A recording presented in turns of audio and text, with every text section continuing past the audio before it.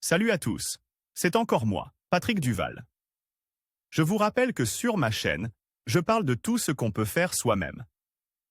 Abonnez-vous si vous aimez bricoler, il y aura plein de choses intéressantes. Et maintenant, passons directement au sujet de cette vidéo. Dans un atelier domestique, une fraiseuse à bois manuel ne serait pas superflue. Mais dans un atelier de construction, elle coûte plusieurs milliers de roubles. Pour ne pas dépenser, il n'est pas difficile de transformer une perceuse universelle ordinaire en fraiseuse.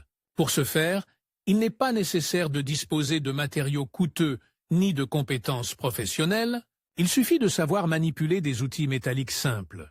Vous aurez besoin de un vieux tube rectangulaire profilé d'un morceau de contreplaqué multicouche, un collier de serrage en plastique avec un boulon et un écrou d'accouplement, des vis. Tous les disques pour une perceuse électrique sur AliExpress à prix réduit.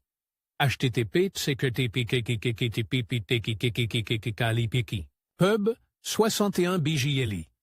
Outils.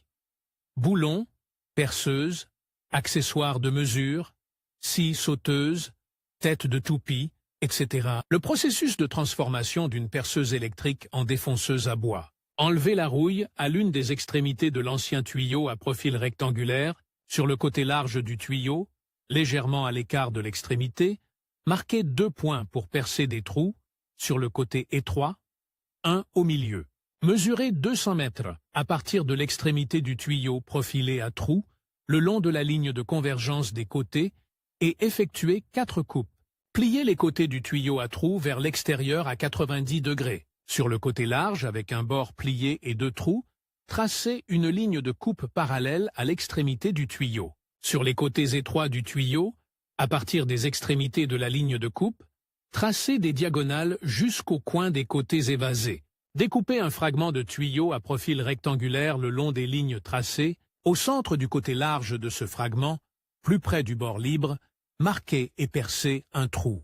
Effectuez une coupe longitudinale à partir du trou jusqu'à l'extrémité du côté large du morceau de tuyau rectangulaire, d'une largeur égale au diamètre du trou, sciez un cercle du diamètre spécifié dans les restes du contreplaqué multicouche à l'aide d'une scie sauteuse manuelle, installez le collier de serrage en plastique à l'aide d'un boulon et d'un écrou dans la fente du morceau de tuyau profilé.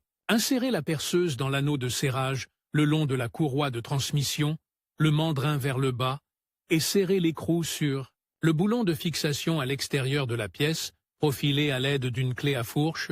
Vissez la poignée transversale de la perceuse à l'extrémité du boulon de fixation, placez la perceuse avec le support électrique sur la couche de contreplaqué et marquez l'emplacement du trou pour le mandrin de la perceuse à l'aide de l'outil. Après avoir percé le trou à l'aide d'un trépan et aligné la perceuse en conséquence, fixez le support d'alimentation en tube profilé, rectangulaire à bords évasés à la surface du contreplaqué, à l'aide de vis. Fixez la tête de fraisage dans le mandrin de la perceuse, réglez la portée requise, réglez la vitesse maximale et fraisez les bords des pièces en bois. Ainsi, la perceuse habituelle a acquis une autre fonctionnalité, le fraisage.